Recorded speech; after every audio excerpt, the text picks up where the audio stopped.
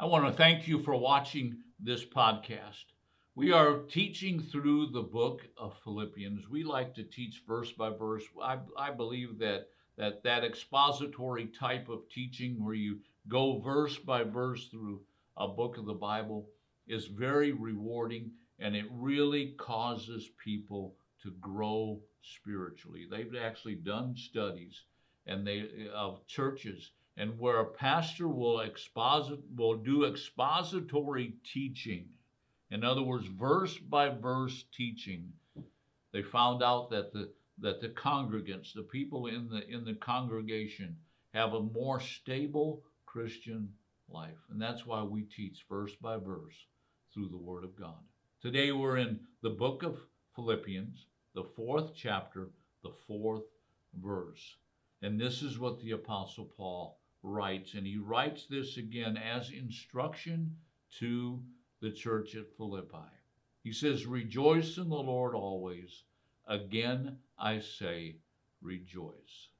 Now, the word rejoice, in the Greek language, it's got 4 different Greek words. There's the Greek word charo, which is the word that's used here. It's a verb, and it's basically meaning something that's calming, happy. It's more of an inward expression of joy. And then another Greek word for rejoice, it means to exalt and to do it greatly. It would be more of an outward expression where people are dancing and they're jumping and they're exalting the Lord outwardly, like David did when he came into the city of Jerusalem and he danced before the Lord. And then another Greek word means to cheer. How many of you ever been in a worship service and all of a sudden people begin to clap and begin to cheer? Well, you know what? That's a very scriptural thing to do.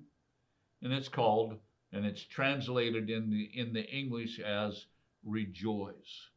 And then the last word means to boast or to glory. It's more of an inward thing. It's more of a confidence thing, but it's something that we exudes out of us. It's a boasting, a confidence in the Lord, and it's translated as rejoice. Now here, the Greek word that the Apostle Paul uses is the Greek word charo. And it means that it's not an outward expression. Let me just say this, something that's a pet peeve of mine, is when Christians come up to a Christian that's going through a struggle. And they're going to say, "Hey, brother, rejoice. Come on, get out of that seat and let's rejoice. Let's dance. And let's..." You know what? That's not what Paul is saying here. He's not talking about this rambunctious type of rejoicing. He's talking about a joy that's deep down on the inside of you. You know, many times when I go to church, we'll get there early and I'll find my seat and I'll just sit there and I'll just let the joy, this rejoicing of the presence of God just wash over me. Oh, it's beautiful. That rejoicing, this contentment that Jesus has got everything under control. Even though my life may look like a hazard zone, Jesus is Lord. He's got everything under control. And you know what? That brings a rejoicing, not an outward expression of joy, but an inward expression that, phew, I don't have anything to be concerned about. I don't have anything to fear. He's got it all. And so the Apostle Paul says, rejoice in the Lord. And then he says, always be walking around. How many of you know you can't always be walking around jumping and leaping and dancing? You can't be doing that always. But you can have this inward contentment. this inward joy, this inward knowledge that everything is taken care of because Jesus is Lord. And he says, do it always. Always walk in that type of rejoicing, that type of knowledge that Jesus has everything under control. And then he says again, I say, rejoice. Rejoice.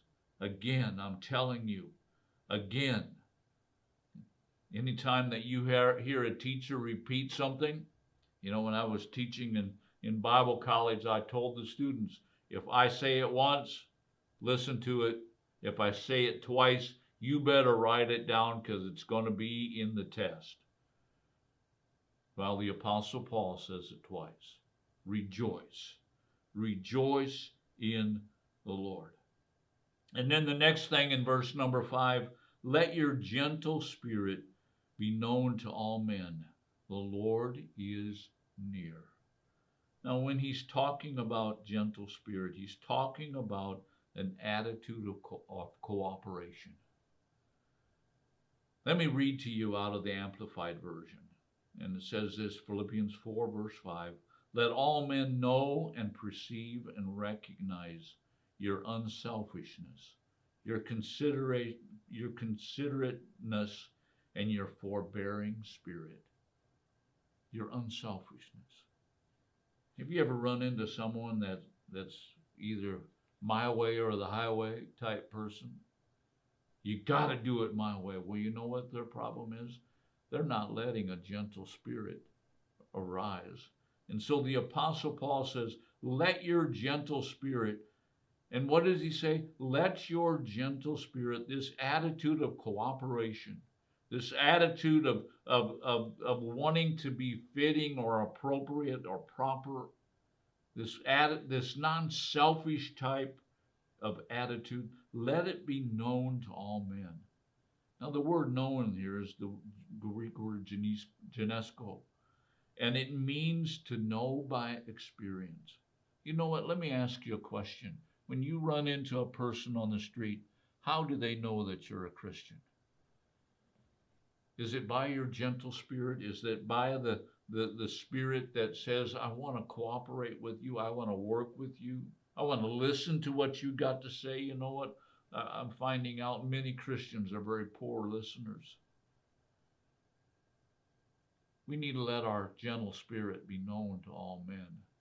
And then he ends that verse by saying, the Lord is near.